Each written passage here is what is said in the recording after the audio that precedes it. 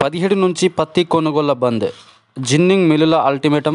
వ్యవసాయ అధికారులతో మంత్రి తుమ్మల సమీక్ష. సమస్యలను సీసీఐ దృష్టికి తీసుకెళ్లాలంటూ ఆదేశం. So hi friends, welcome back to our channel BNH agriculture channel. మళ్ళీ ఒక ప్రాబ్లం అయితే పచ్చిపడ్డింది. ఈ నెల 17 నుంచి అయితే పత్తి కొనుగోలు బంద్ అని అయితే ఒక సాక్షి పేపర్లో రావడం జరిగింది. ఎందుకు బంద్ చేస్తున్నారు దాని గురించి ఇప్పుడు మనం వీడియోలో మాట్లాడదాం. వీడియో చూసే ముందు అయితే ఛానల్ని సబ్స్క్రైబ్ చేసుకోండి అండ్ పక్కన్న బెల్ ఐకాన్ ప్రెస్ చేయండి. వీడియో మాత్రం లైక్ చేయండి అండ్ సపోర్ట్ చేయండి.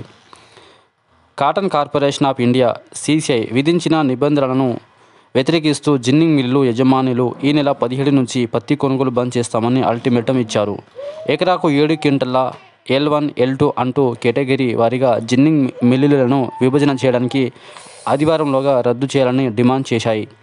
లేని పక్షంలో సోమవారం నుంచి పత్తి కొనుగోలు నిలిపేస్తామని హెచ్చరించాయి.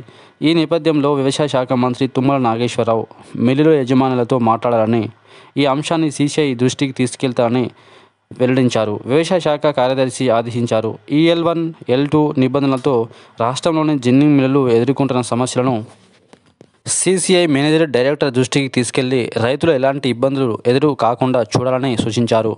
శుక్రవారం ఆయన వ్యవసాయ అధికారులతో జిన్నింగ్ మిల్లులు అల్టిమేటంపై సమీక్షించారు. ఇప్పుడే ఎండ తీవ్రత పెరిగి పత్తి తేమ శాతం తక్కువ ఉండే సమయంలో జిన్నింగ్ మిల్లులు పత్తి కొనుగోలు నిలిపేస్తామని చెప్పడం రైతులకు మరిన్ని ఇబ్బందులను తెచ్చిపెట్టే అంశమని మంత్రి వ్యాఖ్యానించారు.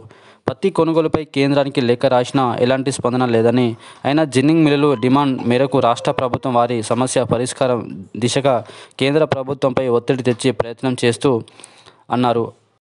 రాష్ట్ర అధికారులు ఢిల్లీకి వెళ్లిన కేంద్ర అధికారులపై ఒత్తిడి తెచ్చేలా ప్రయత్నిస్తాం అని తెలిపారు. జిల్లాల వారీగా పత్తి దిగుబడి లెక్కించాలి. క్షేత్రస్థాయిలో పరిశీలన చేసిన జిల్లా వారి సగటు పత్తి దిగుమతి లెక్కించి కలెక్టర్లకు వెంటనే ఆదేశాలు ఇవ్వాలని వ్యవసాయ శాఖ కార్యదర్శిని మంత్రి తుమ్మల ఆదేశించారు. గత సంవత్సరం దిగుబడిపై 10% పెరుగుదలను పరిగణలో తీసుకుని ఈ సందర్భంగా పత్తి కొనుగోలు పరిమితిని ఎకరాకు 7 క్వింటాల నిర్మించామని కేంద్ర భౌతిక శాఖ మంత్రి రాష్ట్ర ప్రభుత్వానికి తెలిపారు. అయితే రాష్ట్రంలో చాలా జిల్లాల్లో పత్తి దిగుబడి ఎకరానికి 11 క్వింటాల వరకు ఉంటుందని జిల్లా కలెక్టర్ అంచనా నేపథ్యంలో పత్తి కొనుగోలు పరిమితి ఎకరాకు 7 క్వింటాల నుంచి 11 క్వింటాల వరకు పొడిగించాలని మంత్రి విజ్ఞప్తి చేశారు. కేంద్ర భౌతిక శాఖ మంత్రి సెక్రటరీ తెలంగాణలో ఎకరానికి సరాసరి పత్తి దిగుబడి గణాంకాలను లెక్కించి పంపించాలని కోరారు. ఈ నేపథ్యంలో జిల్లా కలెక్టర్లు వాస్తవంగా పత్తి దిగుబడి గణాంకాలు వెంటనే సేకరించి పంపేలా చర్యలు తీసుకోవాలని అతను కోరారు. సో ఫ్రెండ్స్, ఈరోజు నా టాపిక్ వచ్చేసి వీడియో నచ్చితే లైక్ చేయండి, షేర్ చేయండి, కామెంట్ చేయండి, ఛానల్ని సబ్స్క్రైబ్ చేసుకోండి. చూడాలా మరి 17 నుంచి పత్తి కొనుగోలు బంద్ ఎలా ఉంటుంది అనేది.